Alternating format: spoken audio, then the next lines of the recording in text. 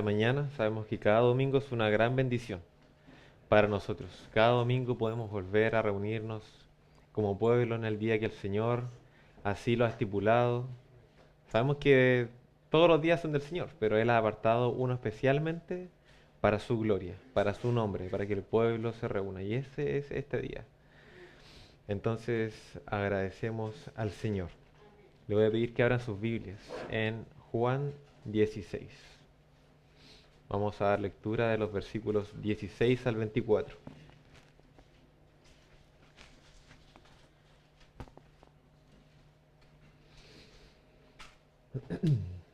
Juan 16, versículos 16 al 24.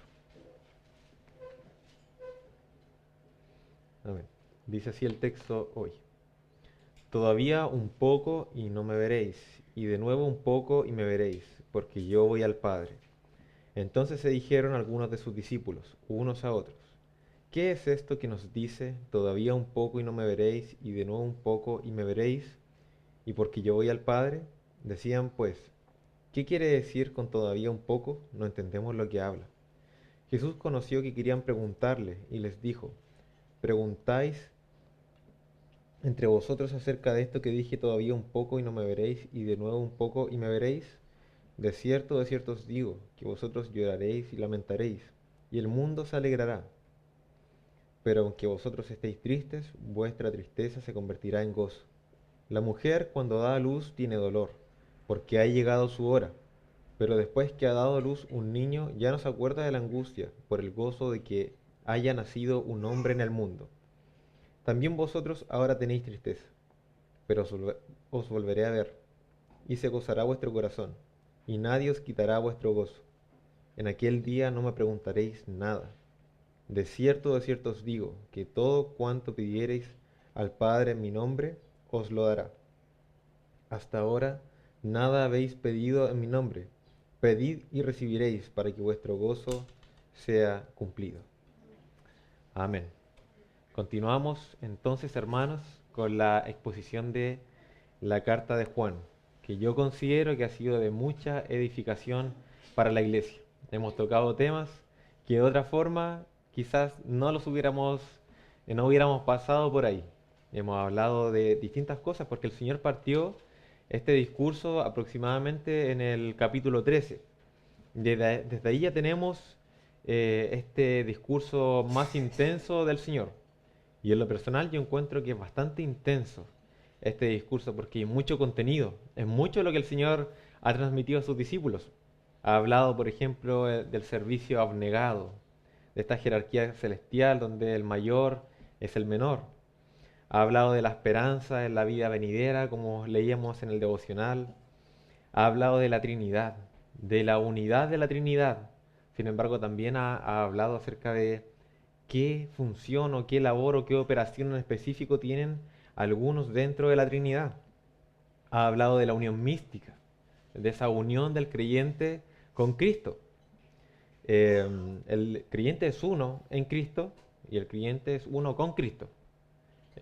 Ha hablado también de la santificación, que está ligado claramente a la unión mística, esa unión del cristiano, del creyente, del discípulo con el Señor, porque como está unido a la vid, entonces tiene que dar frutos. He hablado de la santificación entonces del Señor, permanecer en Él y dar los frutos que validen esta unión.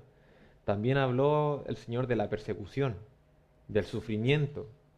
Como estamos unidos a la vid, sufriremos también con Él. Y últimamente hemos visto la venida y la obra del Espíritu Santo. Ahora imagínense, hermanos, esto en un pequeño lapso de tiempo. Entonces no es fácil. Probablemente en este momento, digo probablemente porque no hay consenso entre los comentaristas, pero probablemente van camino al torrente del Cedrón para luego pasar al monte de los Olivos. No estamos seguros. Lo que sí sabemos es que la Santa Cena ya fue y estábamos tan solo a unos pasos de la crucifixión. Eso sí que es seguro. Ahora igual quise hacer este pequeño repaso. ¿Por qué? Porque en este momento lo más seguro es que no es fácil comprender todas las palabras de Jesús.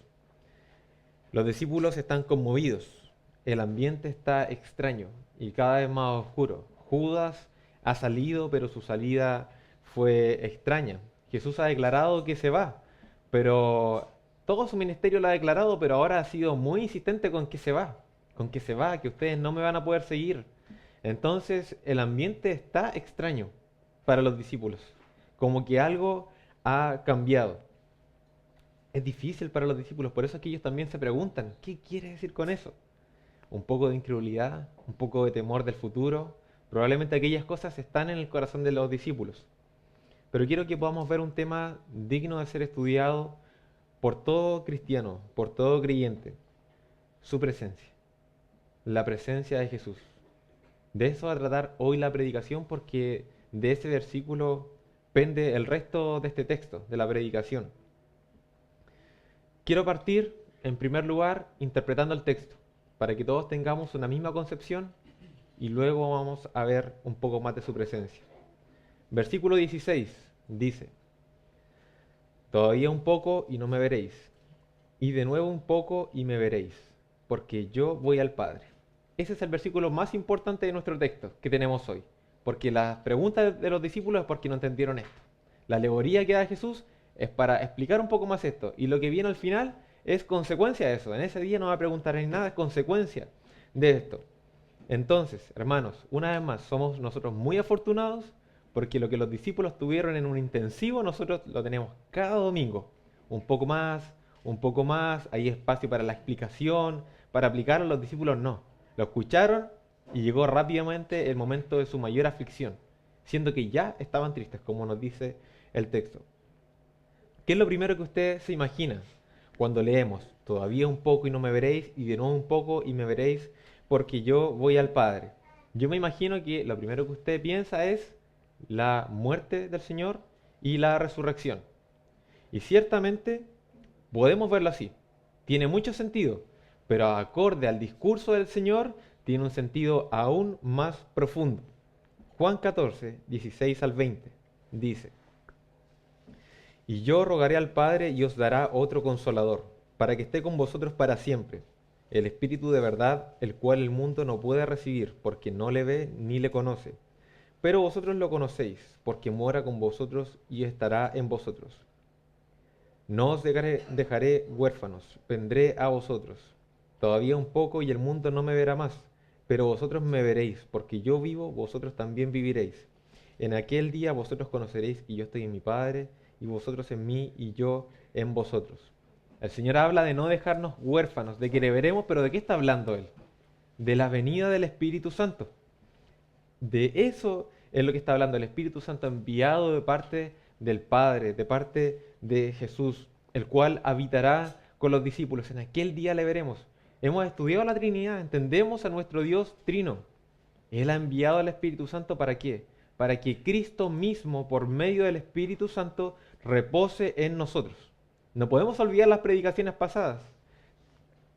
Entonces, si pensamos que solamente es su muerte y su resurrección, nos quedamos cortos de significado, porque el Señor está apuntando a la venida del Espíritu Santo. Y nosotros conocemos la historia redentora. ¿Qué pasó en Hechos? ¿Cómo fue que el Espíritu Santo fue derramado? 120 personas en aquel aposento alto, en Jerusalén, orando al Señor. Hechos 1:14 nos dice, todos estos perseveraban unánimes en oración y ruego con las mujeres y con María, la madre de Jesús, y con sus hermanos. ¿Qué estaban haciendo ellos? Orando. Eso nos dice el texto, estaban orando. ¿Y qué les dijo el Señor en el texto que nosotros hemos leído hoy? De cierto os digo, que todo cuanto pidiereis al Padre en mi nombre, os lo dará. Hasta ahora nada habéis pedido en mi nombre. Pedid y recibiréis, para que vuestro gozo sea cumplido. Ciertamente, de repente podría ser difícil de interpretar eso, ¿cierto? Nada habéis pedido en mi nombre. Pero claro, porque ahora van a orar por medio de la intercesión de Jesús, porque han visto con su sacrificio, han visto lo que Él ha entregado, van a haber visto a ese tiempo su resurrección y ascensión. Por lo tanto, van a pedir específicamente en el nombre de Jesús, como su intermediario. Entonces, ¿qué más tenemos en Hechos cuando fue derramado el Espíritu Santo? Hechos 2, versículos 1 al 4. Cuando llegó el día de Pentecostés, estaban todos unánimes juntos, y de repente vino del cielo un estruendo como de un viento recio que soplaba, el cual llenó toda la casa donde estaban sentados, y se les aparecieron lenguas repartidas como de fuego, asentándose sobre cada uno de ellos, y todos fueron llenos del Espíritu Santo, y comenzaron a hablar en otras lenguas según el Espíritu le daba que hablasen. Versículos 14 al 16. Entonces Pedro, poniéndose en pie con los 11, alzó la voz y les habló diciendo: varones judíos, y todos los que habitáis en Jerusalén, esto os sea notorio y oíd mis palabras, porque estos no están ebrios, como vosotros suponéis, puesto que es la hora tercera del día. Mas esto es lo dicho por el profeta Joel. Y ahí Pedro comienza su predicación, con la cual 3000 almas fueron agregadas ese día. Recordemos nuestro texto de nuevo. ¿Qué fue lo que les dijo el Señor acerca de aquel día cuando le verán nuevamente? En aquel día no me preguntaréis nada. Nada. Entonces, ¿se condice o no se condice con nuestro texto? Vino el Espíritu Santo, entonces Pedro se levantó y dice: hermanos, ¿qué hacemos? ¿Qué debemos? Es que antes Jesús siempre iba delante de nosotros y nos decía lo que teníamos que hacer. Él hablaba las parábolas y luego nos explicaba las parábolas. Él nos guiaba. Entonces, ahora ha venido el Espíritu Santo, pero hermanos, ¿a dónde vamos? ¿Qué hacemos? ¿A quién le predicamos? Eso no es lo que pasó. Vino el Espíritu Santo y en aquel día no preguntaron nada. Cada cual predicaba en la lengua que le había sido entregado, con poder, con autoridad, y el Señor añadió 3000 almas en aquel momento. ¿Por qué? Porque los discípulos ese día, por medio del Espíritu Santo, tenían nuevamente la presencia de Jesús con ellos, al verdadero Cristo con ellos. Si nosotros estudiamos el periodo entre la resurrección del Señor y entre su ascensión y la venida del Espíritu Santo, ellos todavía estaban llenos de preguntas. ¿Se recuerda Pedro cuando habla con el Señor? Y entonces el Señor le dice que él va a morir de una forma que no quiere. Pedro lo entiende y mira para el lado y dice: ¿y este? Y Juan: ¿y este qué?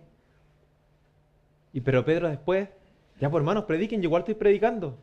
No, eso no pasó ese día. ¿Por qué? Porque él tenía el Espíritu Santo. Él no iba a preguntar nada ese día: hermanos, ¿por qué ustedes no predican y yo sí? No, simplemente van a hacer lo que se les ha encomendado. Ese día no preguntó nada. Pero tenemos también, nuevamente, antes de la venida del Espíritu Santo, los discípulos preguntándole al Señor: Señor, ¿restaurarás el reino de Israel en este tiempo? Todavía con preguntas y preguntas, pero en aquel día cuando el Espíritu Santo fue derramado, aquel día no preguntaron nada. Estaban orando, pidiendo en el nombre de Jesús. El Señor les respondió, el Espíritu Santo fue enviado y aquel día ellos no preguntaron nada. Entonces, podemos entender que ese es el significado o la interpretación del texto. Un poquito y no me veréis, su muerte. Luego un poquito y me veréis, la venida del Espíritu Santo. Principalmente, aunque podríamos entender en cierta forma también su resurrección, solamente que todavía no como la revelación completa. Pero, hermanos, es necesario que pasemos a la parte lúgubre, la parte triste de nuestro texto, porque estamos hablando, ¿cierto?, de cuando un poquito y me veréis, pero no estamos allá todavía, estamos acá. Los discípulos están tristes, porque ellos están en el un poquito y no me veréis.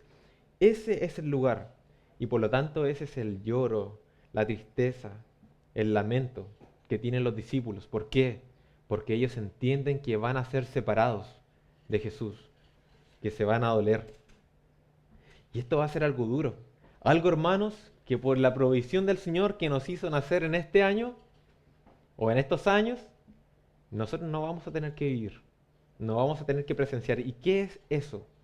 Los discípulos tuvieron que presenciar la terrible y dolorosa muerte del Señor. Ellos tuvieron que verlo ser avergonzado, verlo cargar una cruz. Ellos tuvieron que ver su sangre correr por sus espaldas, su rostro, la corona de espinas puesta sobre su cabeza. Algunos de ellos incluso le negarán. Ellos van a tener que ver al justo en la cruz decir: Padre, ¿por qué me has abandonado? Ellos van a tener que ver al Señor dar ese último suspiro y exhalar y luego morir. ¿Y qué es eso para los discípulos si no estar lejos de la presencia del Señor? Porque van a ser separados. El pastor será herido y las ovejas serán dispersadas. Para ellos, en ese momento el Señor va a estar lejos. No van a saber qué hacer, a quién acudir durante estos 3 años. Todo ha girado en torno de, ¿qué cosa? De la presencia de Jesús con ellos. Porque todo ha empezado por la presencia de Jesús.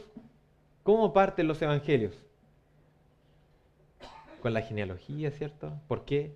Porque llegó la promesa. Llegó el prometido y viene de Judá, como fue prometido de parte del Señor. Todo parte con la presencia bendita del Señor Jesús, el Dios encarnándose, en un humilde pesebre, por medio de María. Entonces, todo partió ahí ¿con qué? Con la presencia de Jesús. Luego esta presencia, como vamos viendo en el relato, se aparece a los discípulos y le dice, ven, sígueme. Y ese día es un día decisivo donde todo cambia para los discípulos. Todo cambia en torno a qué? A su presencia con ellos. Él les dice, yo los voy a hacer a ustedes pescadores de hombres. También el Señor, la presencia del Señor con ellos los va enseñando, los va guiando, les dice parábolas, después les explica las parábolas, les tiene paciencia, les tiene amor, Él siempre está ahí. Cuando ellos estaban en la barca y tienen miedo, ¿quién aparece para salvarles? Es el Señor, el que ni siquiera estaba en la barca. Y cuando estuvo, Él se levanta y dice, cálmate. Y todo queda calmado, todo queda tranquilo. Es siempre el Señor es el que los ha socorrido. Siempre ha sido la presencia del Señor su guardián, porque mientras Cristo estaba, los fariseos yo creo que poco les importaba quién era Pedro, si eran unos pescadores nomás algunos, otros eran revolucionarios políticos, otros eran los vendidos a Roma, como Mateo. ¿Qué les importaba? Pero siempre era con Jesús. Entonces Jesús era el protector, el guardián, era como el escudo que recibía todos los daños, pero ahora Él no estaba. Todo siempre ha girado en torno a la presencia del Señor con ellos, pero pronto, en un poquito, no le verán, dice el Señor. Y ellos, por supuesto, que ya están tristes. Entonces yo le pregunto a usted, hermano, ¿cómo se siente estar lejos de la presencia del Señor? ¿Cómo se siente estar lejos de la presencia del Señor? ¿Cómo se siente mirar a la izquierda, mirar a la derecha, mirar hacia adelante, hacia todas direcciones y no encontrar al Señor? Esa pregunta no la puede contestar un incrédulo. No la puede contestar alguien que no ha creído en el Señor. Para él, todos los días es estar lejos de la presencia del Señor. Por eso le estoy preguntando a los discípulos, como nos habla el texto. ¿Cómo se siente estar lejos de la presencia del Señor? Hermanos, de verdad que esa es una pregunta que debería conmovernos de inmediato. Incluso hacernos saltar en cierta forma de la silla. ¿Estás lejos del Señor? Yo no quiero estar ahí. Yo no deseo estar allá. A tal punto que si yo le pregunto cómo se siente estar lejos del Señor y usted no se le viene ningún pensamiento a su cabeza, usted puede tener por seguro que probablemente usted es un sarmiento que no está pegado a la vid.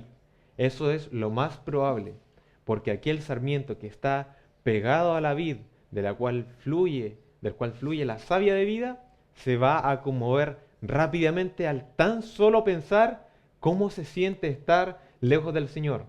Porque aquellos que estamos unidos a la vid sabemos cómo se siente estar lejos del Señor. La presencia de Dios es el todo para el discípulo.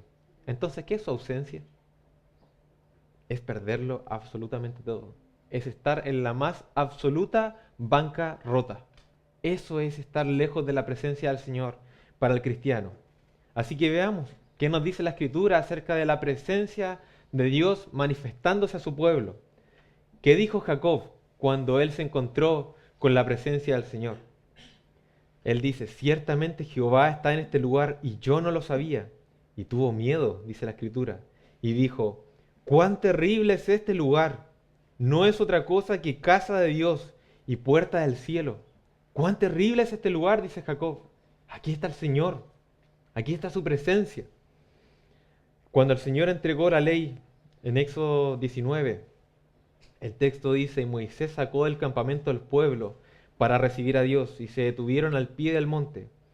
Todo el monte Sinaí humeaba, porque Jehová había descendido sobre él en fuego, y el humo subía como el humo de un horno, y todo el monte se estremecía en gran manera. Salmo 97. Nubes y oscuridad alrededor de él. Justicia y juicio son el cimiento de su trono. Fuego irá delante de él y abrazará a sus enemigos alrededor. Sus relámpagos alumbraron el mundo. La tierra vio y se estremeció. Los montes se derritieron como cera delante de Jehová, delante del Señor de toda la tierra. Esta es la temible presencia del Señor. ¿Y qué pasa cuando un hombre se enfrenta a una mayor exposición de su santidad? Lo que encontramos en Isaías 6. Vi yo al Señor sentado sobre un trono alto y sublime, y sus faldas llenaron el templo. Por encima de él había serafines.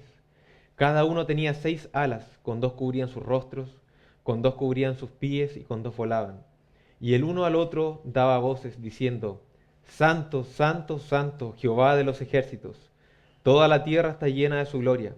Y los quiciales de las puertas se estremecieron con la voz del que clamaba, y la casa se llenó de humo. Entonces dije: ay de mí, que soy hombre muerto, porque siendo hombre inmundo de labios y habitando en medio de pueblo que tiene labios inmundos, han visto mis ojos al Rey, Jehová de los ejércitos. Esa es, hermanos, la temible presencia del Señor. Esa es la temible presencia del Señor. Incluso cuando vemos su santidad, si el Señor nos permitiera tener una visión de su santidad como la tuvo Isaías, su visión sería para nosotros terrorífica, porque Él es santo, justo, lo que yo no soy, lo que yo no soy, y me acusa de aquello. Hermanos, la presencia del Señor, dice la Escritura, que ante su presencia hasta los montes se derriten como se derrite la cera. Su presencia es santa y nos muestra nuestro pecado. Pero ese Dios es para el cristiano su mayor tesoro. Ese Dios es para el cristiano su mayor tesoro. ¿Qué dice Nahum 1, 6 y 7? Dice: ¿Quién permanecerá delante de su ira? ¿Y quién quedará en pie en el ardor de su enojo? Su ira se derrama como fuego, y por él se llenan las peñas. ¿Qué esperaríamos nosotros que continuara el texto? Que siguiera mostrándonos la temible presencia de Dios. Pero ¿cómo sigue? ¿Qué dice Nahum? Jehová es bueno, fortaleza en el día de la angustia, y conoce a los que en él confían. ¿No hay un cambio notorio de un versículo al otro? El Señor, a Dios le ha placido amarnos en Cristo. A los discípulos, a los que Él ha llamado por su nombre, les ha placido amarlos en Cristo, perdonarlos en Cristo. Y es por eso que para el cristiano Dios será su fortaleza en el día de la angustia. A Él le ha placido conocernos completamente.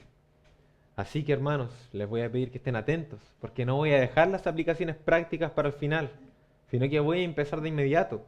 Primera pregunta: ¿teme usted, temes la presencia del Señor? ¿No es temible su presencia, hermano? ¿Acaso no es temible? ¿No lo ha demostrado el texto? Y si temes, entonces ¿por qué pecas con tanta liviandad o tan fácilmente? Él está con nosotros por medio del Espíritu Santo. Eso es lo que hemos aprendido del texto. El Espíritu Santo ha venido y nos ha traído la presencia de Jesús a nuestras vidas.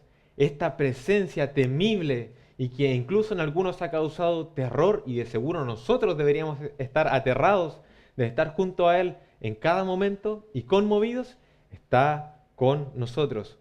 ¿Por qué pasa desapercibida su presencia en nuestro día a día? Como que su presencia no derritiera como cera los montes. ¿Por qué pasa desapercibida en tu vida?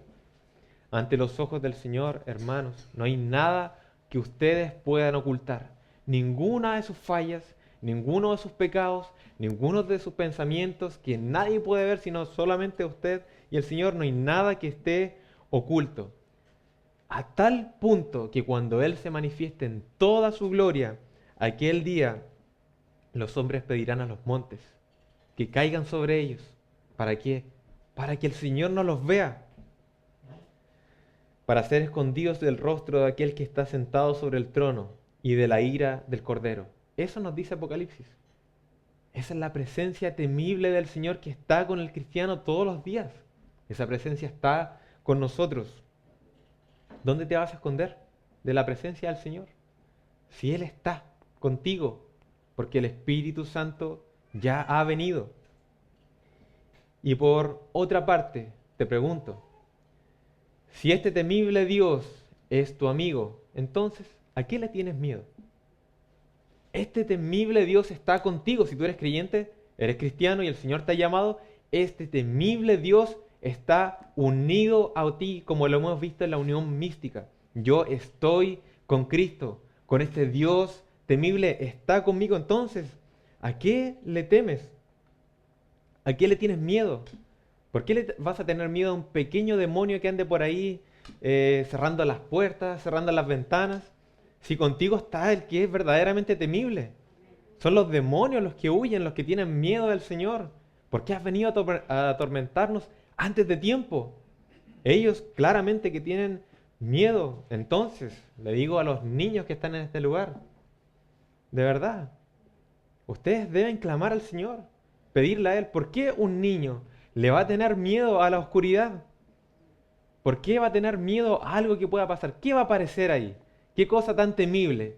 Si Dios está con ustedes, entonces clamen al Señor. La cara del diablo no infunde terror como el rostro del Señor. Es más, nadie puede ver el rostro del Señor y vivir, pero de seguro muchos pueden ver la cara del diablo y seguir vivos un día más, porque es la santidad que solo pertenece al Señor, la que verdaderamente infunde terror y temblor. Y ese rostro se ha acercado a nosotros en Cristo y está con nosotros. Entonces, ¿de qué vamos a temer? ¿Cómo puede ser que hoy día los cristianos teman más a los demonios, al diablo, como que el diablo fuera omnisciente, omnipresente y estuviera súper pendiente de mi vida? Él siempre está preocupado de mí. ¿Por qué los cristianos le temen tanto al diablo, a los demonios, a los ángeles caídos, a que una bruja, que tantas cosas, pero no le temen a Dios? Cuando nos dice la Escritura, y no temáis a los que matan el cuerpo, mas el alma no pueden matar, temed más bien a aquel que puede destruir el alma y el cuerpo en el infierno. La presencia de Dios es nuestro guardián. Por eso los discípulos ya estaban entristecidos, porque aquel que era su guardián iba a ser separado de ellos. De hecho, fueron bastante zarandeados, pero el Señor de ahí los levantó, porque Él es el guardador de su pueblo. Y Él tenía un plan con ellos, por lo tanto, aunque tuvieran que pasar esto, esto estaba dentro de la providencia del Señor. Él los iba a guardar. Solamente uno no guardó, al que era el hijo de perdición. Él se perdió. También la presencia de Dios se ha manifestado a otros hermanos nuestros a través de todas las épocas, como lo fue Moisés. Éxodo 33, 1 al 3. Jehová dijo a Moisés: anda, sube de aquí, tú y el pueblo que sacaste de la tierra de Egipto, a la tierra de la cual juré a Abraham, Isaac y Jacob, diciendo: a tu descendencia la daré, y yo enviaré delante de ti el ángel, y echaré fuera al cananeo, al amorreo, al eteo, al fereceo, al heveo y al jebuseo, a la tierra que fluye leche y miel. Pero presten atención a lo que dice el Señor aquí. Pero yo no subiré en medio de ti, porque eres pueblo de dura cerviz, no sea que te consuma en el camino. Versículo 15. Y Moisés respondió: si tu presencia no ha de ir conmigo, no nos saques de aquí. ¿Y en qué se conocerá que he hallado gracia en tus ojos, yo y tu pueblo, sino en que tú andes con nosotros?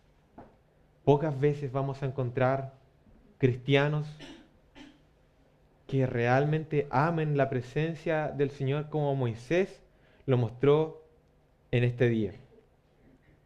¿Qué dirían otros incrédulos? ¿Moisés es la tierra prometida? ¿Moisés es bendición del Señor? El Señor te dice: anda, va a mandar un ángel contigo. ¿Qué mejor que eso, Moisés? Moisés, ahí fluye leche y miel.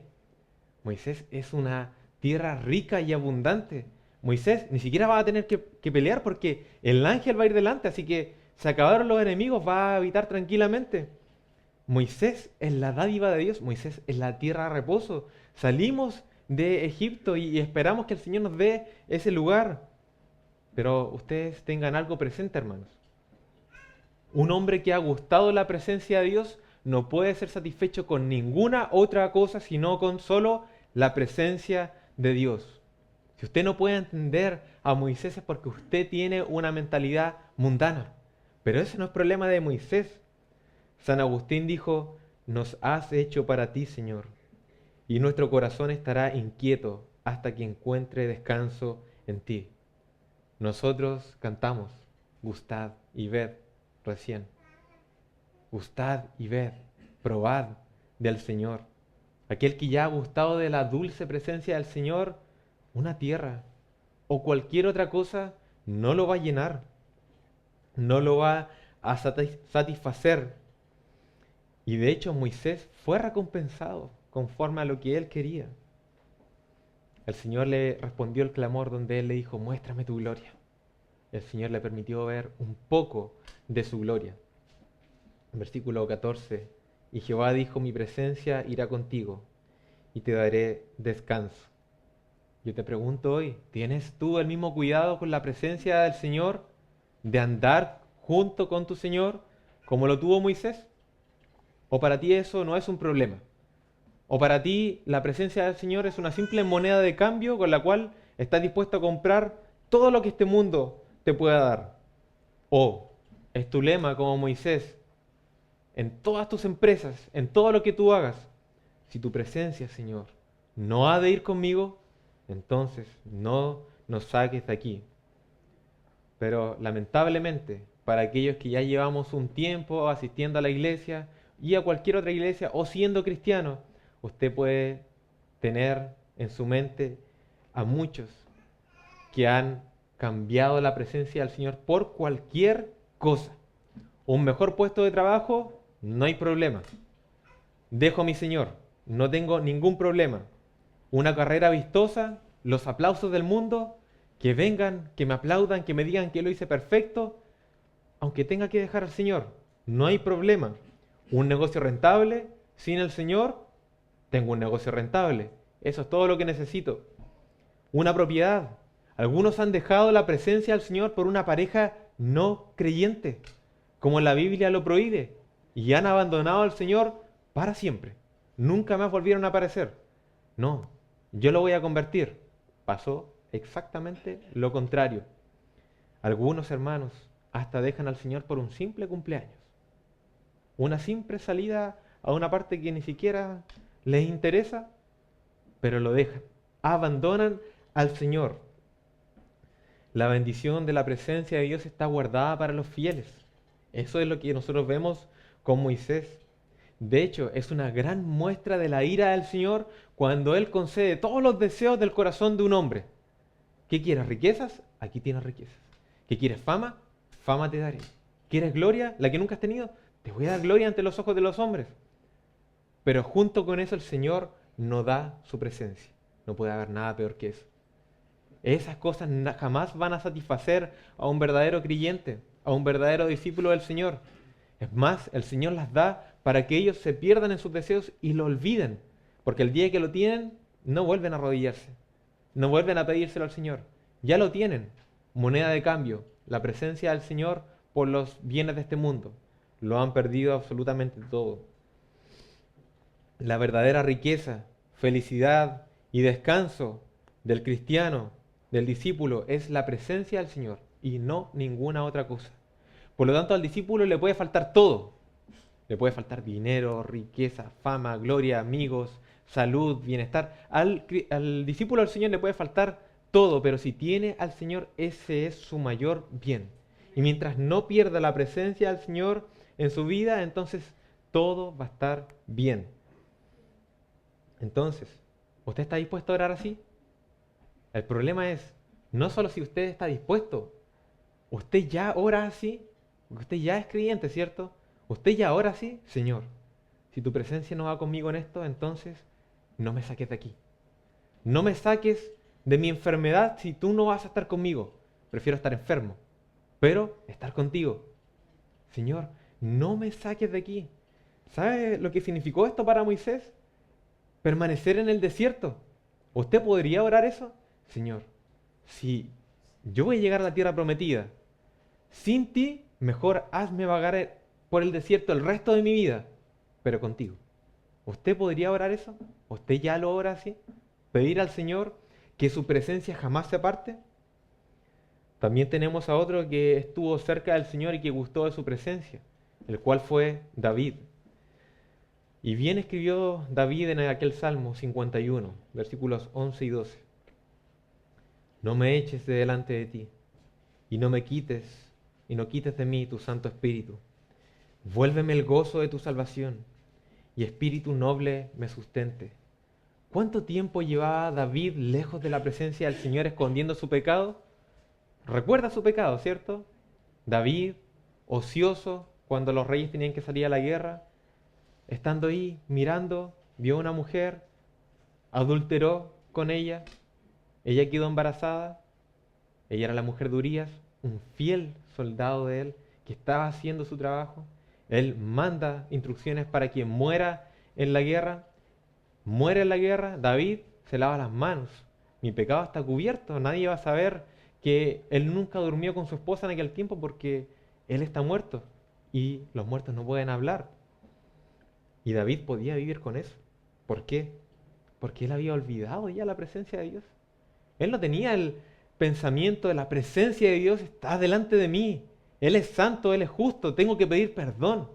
No, él solamente lo encubrió.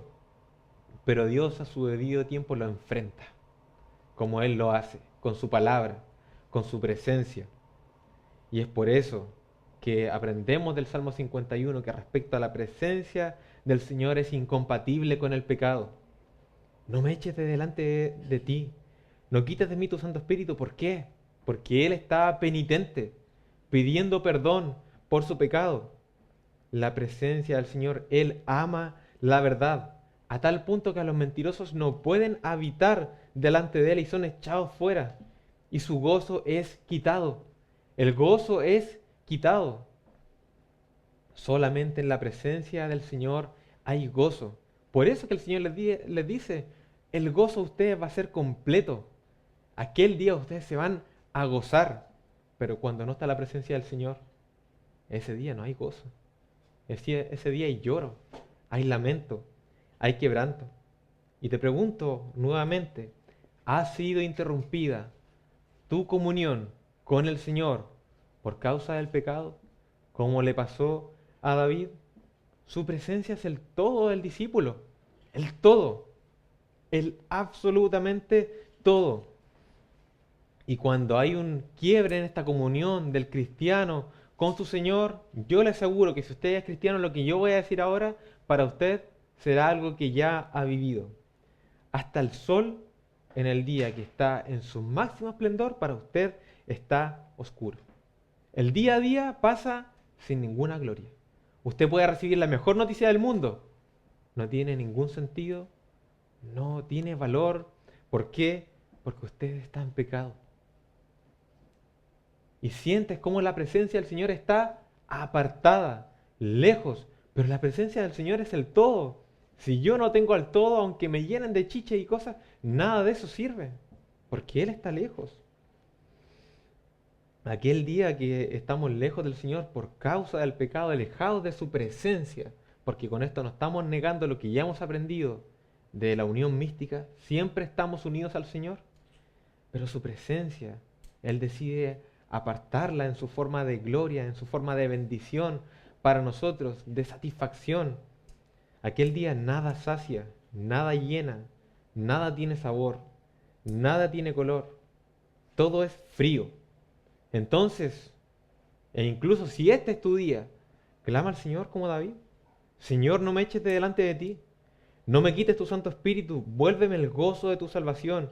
Y espíritu noble me sustente. Hermano, es normal. ¿Sabes qué? Es normal que tú te sientas vacío. Que te sientas seco, árido. Es normal que no tengas ánimo espiritual. Es normal que hoy día no te quisieras levantar para venir a la iglesia. Es normal que tú quieras que este sermón termine, que termine el culto, llegar rápido a la casa. Es normal. ¿Por qué? Porque el Señor no soporta tu pecado. Y tú por tu pecado no soportas las cosas del Señor. Es normal que así sea. Es normal que a tus ojos el Señor se vea oscuro. Y de hecho también es normal que cuando, ¿cierto? Cuando uno está bien, uno dice, yo nunca voy a estar parado allá. Allá está muy oscuro. Pero cuando estás mal, la presencia del Señor está mal, o sea, no hay comunión con el Señor, cada vez la escalinata va bajando un escalón más, un escalón más. Y donde tú dijiste que nunca ibas a estar, ahí te encuentras, en medio de las tinieblas. Y sabes que es normal cuando estás allá, que tú digas, pero no estoy tan mal, esto no es pecado. Y intentes, en vez de estar justificando por qué eres tan santo y tan parecido al Señor, estás justificando siempre por qué tú puedes pecar tanto y no decirle pecado. Eso es normal. ¿Por qué? Porque has quebrantado la comunión con la presencia del Señor y por lo tanto le odias. No lo quieres, quieres que esté lejos y justificas tu pecado y te sientes bien. Pero llega el día en que el Señor habla a sus hijos, porque no los va a dejar estar siempre en la podredumbre. ¿Cómo apareció Natán a David? Y aquel día él tuvo que arrepentirse. No importa si pasaron más de 9 meses, porque aquel niño nació. No importa si pasó un año. El Señor irá por los suyos y los traerá de vuelta. Entonces, ¿hasta cuándo vas a aplazar volver al Señor? ¿Cuánto lo vas a dilatar? Si tú eres cristiano, tú sabes muy bien que el pecado que estás cometiendo no te sacia, porque la presencia de Dios es tu mayor deleite. Tú debes saberlo, porque debes haberlo experimentado. Mejor es un día en la casa de Dios que 1000 años fuera de Él. En su presencia hay plenitud de gozo. Entonces vuelve a la presencia del Señor, porque todavía estás a tiempo. Vamos a ver a otro hombre, a otro hermano en la fe, cómo él ha tenido su encuentro con la presencia del Señor. Elías. Elías. Él mató a 400 profetas de Baal, como fue justo que se hiciera, porque eran falsos. Y eso era lo que se había puesto entre medio, la muerte, aquel cuyo Dios era falso. Él exhortó al pueblo a servir a un solo Dios. Sin embargo, él fue intimidado por la figura de Jezabel. ¿Qué le dijo ella? Así me hagan los dioses y aún me añadan, si mañana a estas horas yo no he puesto tu persona como la de uno de ellos. ¿Sabe cuántos días pasaron? Más de 40 días. Y Elías todavía estaba triste, porque él decayó. Para él la presencia de Jezabel fue tan poderosa, el rostro de ella de seguro le infundía tanto miedo que se olvidó de la presencia del Señor. Se olvidó del Dios que hizo descender fuego del cielo. Se olvidó de aquello. Para él, la presencia de Jezabel fue más grande, más poderosa que la presencia de Dios. Y esta mujer, bajo su propio juramento, tenía que estar muerta. Porque ella dijo, aún así se me haga a mí, si yo mañana no te hago como tú le hiciste a esos profetas. Y cuando usted lee el texto, usted se da cuenta que pasó un día, 40 días, y Elías todavía seguía triste. Porque para él todavía Jezabel era muy grande. El problema es que era eso en comparación con el Señor. Para él, Jezabel incluso era más presente que el Señor. Tenía miedo de ella. Pero ¿qué pasó con la presencia del Señor, con él, en este tiempo? ¿Porque él estaba deprimido, se murió? ¿Porque él no quería comer ni buscar alimento, no comió? No, el Señor lo alimentó. El Señor le dijo, come, porque te espera una obra para adelante y debes fortalecerte. El Señor lo fortaleció.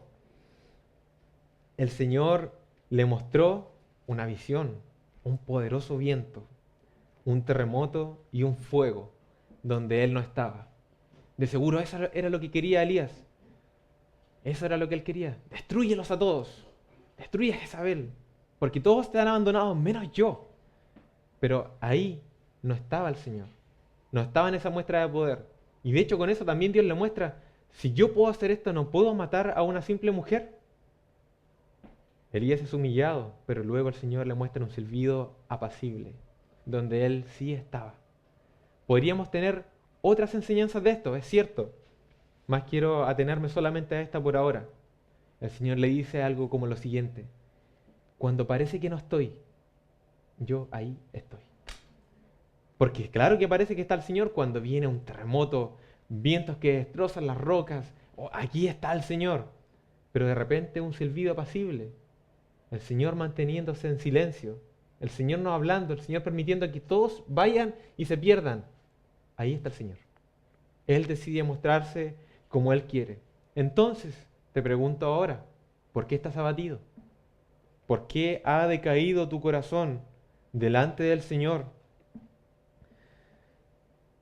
¿Quién es más grande para ti? ¿Quién es tan grande que la misma presencia del Señor se ve disminuida? ¿Quién? ¿Tu jefe? ¿Tus problemas? ¿Tu enfermedad? ¿Un hombre a la vuelta de la esquina? ¿Una traición? ¿El futuro incierto? ¿O el pasado a lo mejor es muy grande para ti? El Señor ha declarado tu perdón, pero tú no lo puedes aceptar porque tu justicia es más grande que la del Señor. Entonces, ¿qué es más grande a tus ojos que el Señor? ¿Y por qué esto ha entristecido tu alma? Su presencia está con los suyos. Elías entristecido, el Señor con él. Elías no iba a ir a buscar comida, el Señor le da comida. Elías no quería dar un paso más, el Señor: come esto, necesitas esforzarte porque aún resta camino para ti.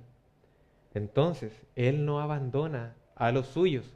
Su presencia está con los suyos, aunque ellos estén abatidos. Pero hermanos, hermanas, si tú pudieras estar 1 centímetro más cerca de la gloria del Señor, tú no estarías abatida, ni abatido, para nada. De hecho, tú podrías ir a la guerra del Señor, ir a pelear. ¿Y sabes qué? Si perdieras un brazo en la guerra, no te detendrías, porque has puesto tu mirada en la presencia del Señor, en ese blanco perfecto, y vas a luchar para estar con Él cada día de tu vida. Sin embargo, otros, un rasguño, a la cama. No pueden soportar las cosas que este mundo tiene preparadas para hacernos sufrir, porque sufriremos en manos de este mundo, ya lo hemos visto. El cristiano sufre como Cristo sufre. Si pudiéramos tener tan solo una mirada un poco más cerca de la gloria del Señor, yo le aseguro que todos nosotros convertiríamos a todo Chile. Pero somos muy cortos de vista, muy cortos de vista. Un rasguño, licencia. Un año. No, ya no voy a los evangelismos porque cuando vamos tenemos unos problemas, salen algunas personas, nos graban, después nos suben a redes sociales, después somos humillados. Entonces yo no voy, me estoy recuperando mentalmente, necesito paz. Hermanos, tan solo una visión de la gloria del Señor y yo le aseguro que usted podría perder sus 2 brazos y sus piernas en la batalla y usted todavía se pondría la daga en la boca para seguir peleando, porque el Señor lo vale. También hemos visto brevemente Sansón y la presencia del Señor. ¿Qué sentía él? Sus dones. Mis dones son míos, es mi fuerza, mi fortaleza. Son mis ojos. Yo hago lo que quiero. Yo me caso con quien yo quiero. Voy y mato un ejército. Hago lo que quiero. Sin embargo, ¿qué fue lo que pasó? Él fue cayendo, pecado tras pecado. La presencia del Señor lo abandona. ¿Y qué es de este gran y fuerte hombre? No tenemos nada. Nada. Sus ojos extirpados. Su pelo es cortado, rapado. Su fuerza se ha ido. Ahora es motivo de burla. Háganlo dar vueltas como se da, como una mula tiene que dar vueltas. Y riámonos todos. Eso pasa cuando un cristiano está lejos de la presencia del Señor. Eso es lo que pasa.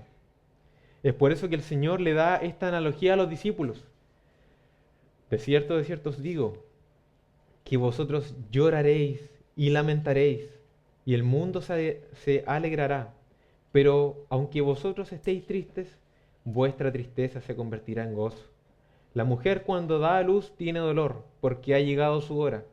Pero después que da a luz un niño ya no se acuerda de la angustia, por el gozo de que haya nacido un hombre en el mundo. Nada puede ser más cierto que esto. Cuando la presencia del Señor, cuando la presencia de Dios es apartada del creyente, ¿qué queda? Lloro y lamento. En los peores niveles. En los peores niveles. Sin embargo, ¿cómo reacciona el mundo cuando el Señor no está? Se alegra. Al fin, lo quitamos. Por eso le decía anteriormente, ¿se alegra usted si amanece enfermo y no tiene que venir a la iglesia? ¿Esa es su percepción de las cosas? Entonces usted no ama al Señor. Entonces usted no es cristiano. Usted cambia la presencia del Señor por cualquier cosa. Cuando el Señor vuelva, según el texto, ese día nadie les va a quitar su gozo. Nadie, su tristeza se convertirá en gozo. Por lo tanto, hermanos, la presencia del Señor trae gozo al cristiano. ¿Qué significa eso para nosotros? Podemos estirar nuestra mano lo más alto que podamos, llegar al Señor, tomarnos de Él y gozarnos con Él, porque estamos unidos a su presencia por medio del Espíritu Santo. Por lo tanto, tú, hermano, echa tu mano, alcanza la gloria al Señor, alcanza su presencia para que tengas gozo. ¿Por qué vas a vivir siempre con la comunión quebrantada con el Señor? Siempre pecando, siempre triste, siempre jactancioso. No, al contrario, acércate al Señor, a su presencia, porque el gozo viene de ahí. Todo lo demás te va a quitar el gozo, te lo aseguro. Las películas se acaban, después te queda un vacío. Después ves otra película, se acaba, ves la tercera y después sientes que perdiste el día entero. Lo que habías disfrutado, lo perdiste todo. Una novela, se acaba. Una carrera talentosa, cantando, o quizás siendo algún deportista famoso, no importa, todo eso se acaba. En algún momento el mundo desecha lo que ya no sirve, pero no seremos desechados de la presencia del Señor nunca. Tendremos gozo con Él por siempre. Y ciertamente para los discípulos esto se cumplió, como lo vimos al principio. Vino el Espíritu Santo, ¿y quién les quitó el gozo después de aquello? ¿Quién les quitó el gozo? ¿Quién acusó a Pedro de pecado? Tú lo negaste, no puedes predicar. ¿Quién lo acusó? Aquel día Pedro no preguntó nada, él estaba gozoso, hizo lo que tenía que hacer. Su presencia ha vuelto. Él está con nosotros. Tomemos la analogía, el niño ya nació. ¡Qué dolor de parto! Tengo algo mucho mejor. Hay un niño en mis brazos. El dolor ha tenido sentido. Su presencia ha vuelto. Nosotros vivimos en estos tiempos, hermanos, en los últimos tiempos. Desde Pablo hasta acá son los mismos últimos tiempos. ¿Qué caracteriza a estos últimos tiempos? El Espíritu Santo está con nosotros. Él no se va a apartar. Los discípulos tuvieron que vivir esto. Será herido el pastor, serán dispersadas las ovejas. Los discípulos lo tuvieron que vivir, el Señor los capacitó y los eligió para esto. Pero nosotros no tenemos por qué. ¿Por qué estar separados de la presencia del Señor? Si Él ya le podemos ver nuevamente, porque ha venido el Espíritu Santo. Entonces, si la temible presencia del Señor, su temible presencia, hoy está conmigo, ¿por qué voy a temer? Si su guía y su compañía está conmigo, está con usted, ¿por qué va a andar errante por el mundo, vagando sin saber qué hacer? Si su santidad está delante de sus ojos, ¿por qué usted va a vivir pecando? Si la abundancia de su presencia ha llegado a nuestra vida, ¿por qué vamos a vivir con pobreza espiritual hasta el último de nuestros días? Si Él es el descanso, Él con su presencia nos da descanso y reposo, tanto así que Moisés prefirió estar en el desierto el resto de su vida con el Señor, su verdadero reposo, antes que llegar a la tierra de reposo, sin el verdadero reposo, que era el Señor. Si el reposo está con nosotros y en nosotros, si el descanso está en nosotros, ¿por qué vamos a vivir cansados y atribulados por las cosas de este mundo? Si Él es nuestra fortaleza, ¿por qué vamos a andar de debilidad en debilidad? La muerte del Señor fue solo una vez y para siempre. Ha venido el Espíritu Santo, su presencia no será ya más cortada. El Espíritu Santo ha sido derramado, estará con nosotros hasta el fin de los días. Y en cierta forma podríamos ver un sentido último de las palabras del Señor. porque aquel día que Él venga, ahí sí que ya vamos a tener un gozo que jamás, jamás, jamás será quitado. Aquel día sí que realmente seremos transformados para poder contemplar su hermosura. Aquel día la presencia del Señor va a estar con nosotros aún más potentemente que ahora. Pero no se equivoquen, hermanos, porque eso ya empezó. El gozo ya está. Será perfeccionado, pero ya está. Su presencia la tendremos aún en mayor dispensación, pero ya la tenemos. Ya vivimos en aquellos tiempos. Entonces, si ya tenemos gozo en esta vida, ¿cuánto nos será el gozo de la siguiente vida?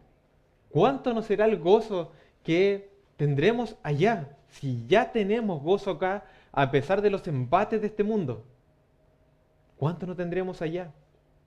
Pero, cuando hablo de la presencia, ¿a quién me refiero? Cristo, el Señor. Él es nuestro gozo. Él es la presencia de Dios en medio nuestro. De hecho, usted cuando ora, usted ora mirando el templo, porque allá está la presencia del Señor, en el templo. Usted se arrodilla, saca una brújula y dice al norte, noroeste, y ora en esa dirección. No, ¿sabe por qué usted no ora así? Y ya no oramos así, porque Él ha hecho morada en medio nuestro. Él está realmente con nosotros, su presencia está con nosotros. Sin embargo, ¿qué puedo yo decir para aquellos cuya vida refleja que la presencia del Señor no está con ellos? Hoy es el día, siempre va a ser así. Hoy es el día. Me he dedicado a hablar de la presencia del Señor para los discípulos. Su presencia para el cristiano es el todo, absolutamente todo. No tenerlo es la bancarrota. Aquellos que no tienen al Señor viven en bancarrota.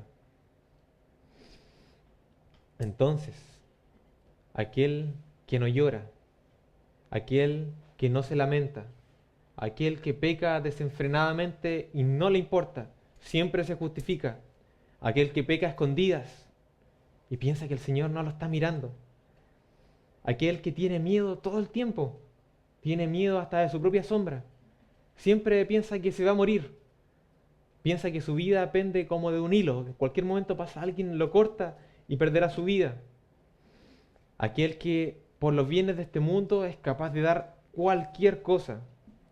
Aquel que vive pensando que este va a ser su último día en la tierra porque tiene miedo del siguiente día. Pero el Señor le guarda un día más. Aquel que por causa del pecado ha perdido tan bellas cosas que el Señor le ha dado y que ya no puede recuperar. Todos ustedes que pueden sentirse identificados con lo que he dicho, derrítanse, como los montes, delante de la presencia del Señor. Él llama poderosamente, Él llama con voz fuerte, Él llama, no hay quien pueda quitar o tapar su oído. Él se aparece, aunque haya un monte entre medio, es derretido. Tú derrítete, que tu corazón se derrita como estos montes. ¿Qué importa lo que ya perdiste? ¿Vas a perder también lo que viene después? ¿Vas a perder también lo poco que te queda? Es cierto, el pecado causa muchos daños. Hay cosas que no podemos volver atrás y restaurarlas. Pero ¿y lo que sí? ¿Y lo que sí se puede restaurar? ¿Y todo lo que me resta de vida? ¿Y mi eternidad? ¿Que puede ser arreglada por las manos del Señor para estar con Él por siempre? Entonces, derrítete delante de la temible y misericordiosa presencia del Señor. Nahum 1. Quiero que podamos leerlo una vez más y que puedan imaginar o sentir la presencia del Señor. El Señor es un Dios celoso y vengador, Señor de la venganza, Señor de la ira. El Señor se venga de sus adversarios, es implacable con sus enemigos. El Señor es lento para la ira, pero grande en poder. El Señor no deja sin castigo al culpable. Camina en el huracán y en la tormenta. Las nubes son el polvo de sus pies. Reprende al mar y lo seca. Hace que todos los ríos se evaporen. Los montes Basán y Carmelo pierden su lozanía. El verdor del Líbano se marchita. Ante él tiemblan las montañas y se desmoronan las colinas. Ante él se agita la tierra, el mundo y todos los que en él habitan. ¿Quién podrá resistir su indignación? ¿Quién podrá soportar el ardor de su ira? Su furor se derrama como fuego. Ante él se resquebrajan las rocas. Bueno es el Señor, y es refugio en el día de la angustia, y conoce a los que en él confían. Pero destruirá a Nínive con una inundación arrasadora. Aún en las tinieblas perseguirá a sus enemigos. ¿Qué traman contra el Señor? Él desbaratará sus planes. La calamidad no se repetirá. Serán consumidos como paja seca, como espinos enmarañados, como borrachos ahogados en vino. Versículo 7. Bueno es el Señor, es refugio en el día de la angustia, y conoce a los que en él confían. Entonces tú, que estás lejos y has vivido lejos toda una vida del Señor, angústiate, angústiate, porque nos dice el texto, Él es el refugio en el día de la angustia. Entonces, angústiate por tu vida eterna, por tu eternidad, angústiate por tu pecado, angústiate porque Él es tu enemigo. Y si no, va a pasar lo que dice el versículo 8. Él va a destruir con una inundación arrasadora. Aún en las tinieblas perseguirá a sus enemigos. Angústiate de ser enemigo de Dios. Angústiate ¿para qué? Para lo que dice el versículo. Él es bueno. Si tú te angustias, Él va a ser tu refugio. Que el Señor sea para ti tu defensor y no tu acusador. Que sea tu refugio y no el lugar donde la ira es derramada. Su presencia va a estar en el infierno, por si no lo sabías. Él está ahí. Él es el fuego que consume. No es el diablo echando carbones. Él va a estar sufriendo también. El Señor estará tanto en el cielo como en el infierno. En el cielo con toda bendición, con todo amor, con toda ternura.